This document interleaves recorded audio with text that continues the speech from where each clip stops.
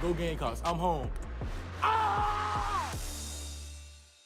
South Carolina is hot on the trail, and this week the Gamecocks added the gem of their 2024 class, a class that is 16th nationally and 8th in the SEC. The aforementioned gem, yeah, that's five-star edge Dylan Stewart out of Washington, D.C. You saw in the video, though, that this is the second straight cycle of five-star wins from that area. Nicholas Harbor, last year's big get. Our big get on the show right now is staff writer for the Big Spur, Hale McGranahan. Hale, I hope there's some room next to the Washington Monument for maybe a Shane Beamer statue, because he has been cleaning up in the D.C. area as of late. Most notably, of course, the five-star edge in Dylan Stewart. We'll continue to tell you that all show long. He is the third highest ranked recruit in South Carolina history and the highest ranked ever out of state. So how big an impact can he have for this Gamecock squad when he eventually arrives on campus?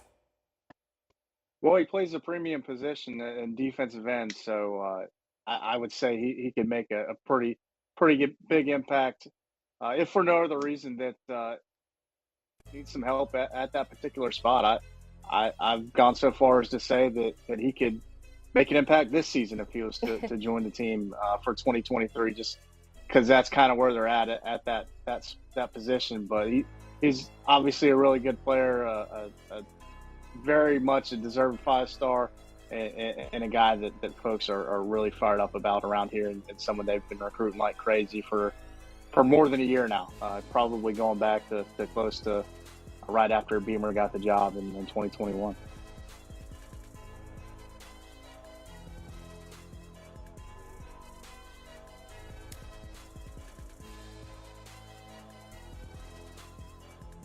Hale, Emily mentioned earlier that this is the second straight cycle that Shane Beamer has gone into Washington, D.C., Nicholas Harbor, and now Dylan Stewart. Can you quantify how important this was to build success and continue stacking recruiting classes?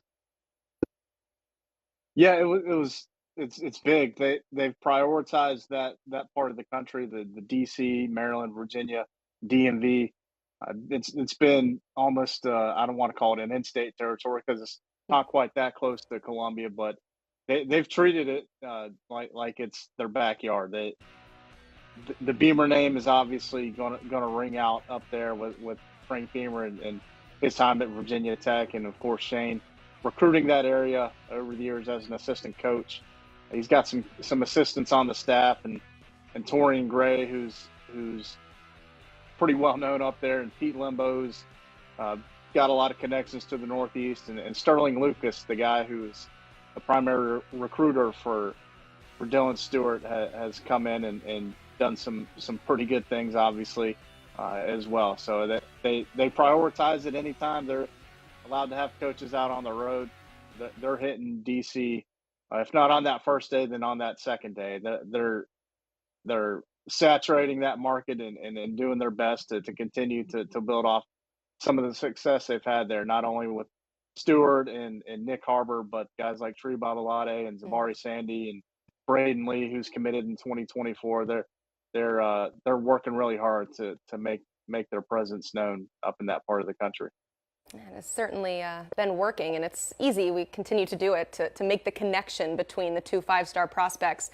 But when it comes to the timing of their commitments, it is very different. Remember, Harbor pledged on the original signing day back in February. Stewart is in the fold now in August. We have a long ways to go. So his commitment is, of course, a continuation of landing Harbor. But how can Stewart now help build momentum now that he's in early with this 24 class?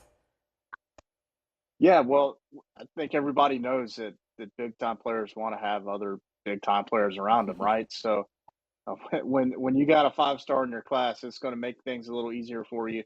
It's a little better story to sell to some of those other highly rated guys who are being recruited by the best programs in the country. So we were talking to Shane Beamer earlier today over at the facility here in Columbia, and he said he's already gotten some pretty positive feedback from some of the guys they're recruiting.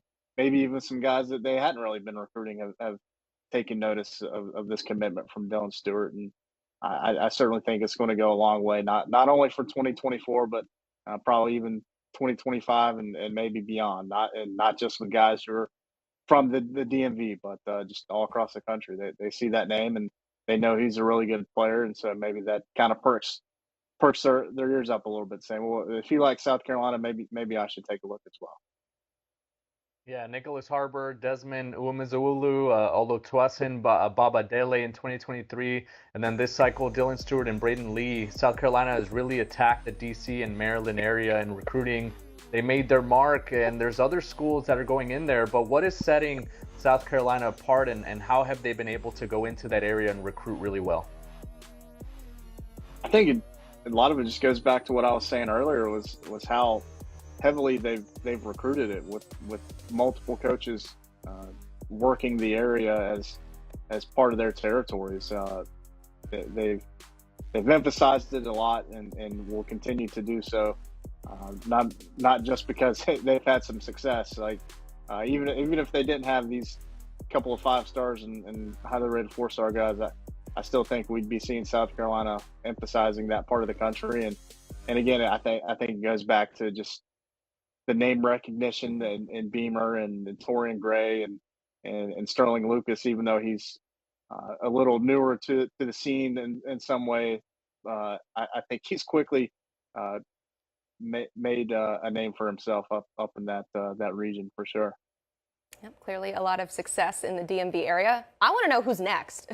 Who should we keep an eye on from that area?